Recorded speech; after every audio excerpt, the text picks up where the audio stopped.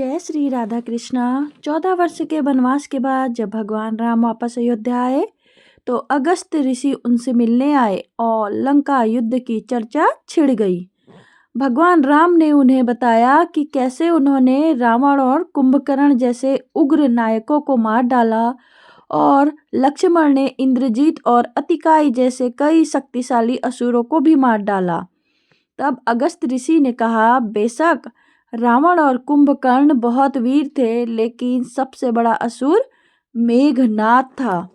उसने स्वर्ग में देवराज इंद्र से युद्ध किया और उन्हें बांध कर लंका लाया।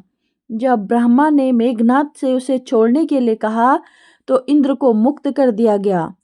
लक्ष्मण ने सबसे शक्तिशाली व्यक्ति को मार डाला, इसलिए वह सबसे महान योद्धा बन गए।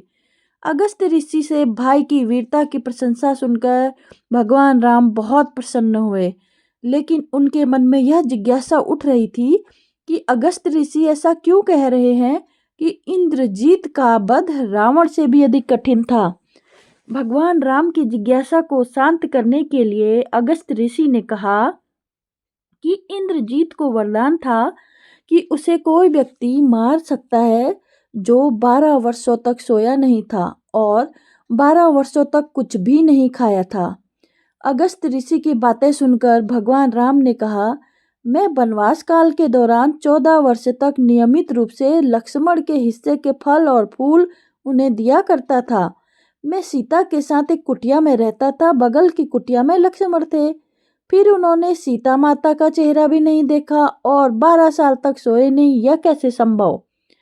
लक्ष्मण को बुलाकर इस बारे में पूछा गया। फिर उन्होंने उत्तर दिया, जब हम पहाड़ पर गए थे तो सुग्रीव ने हमसे उसके गहने दिखाकर उसे पहचानने के लिए कहा।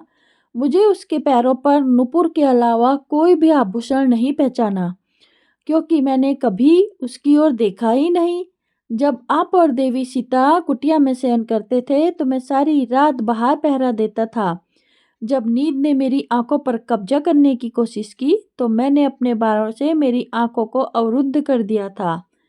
तब लक्ष्मण ने 12 वर्ष तक भूखे रहने के बारे में बताया। मैं जो फल फूल लाता था उसका 3 भाग आप करते थे। आप मुझे एक भाग देकर कहते थे, यह फल रख लो लक्ष्मण। आपने मुझसे कभी फल खाने को कहा ही नहीं, तो फिर आपकी इजाज़त के बिना मैं इसे कैसे खा सकता हूँ। लक्ष्मण की ये बातें सुनकर भगवान श्री राम ने उन्हें गले लगा लिया।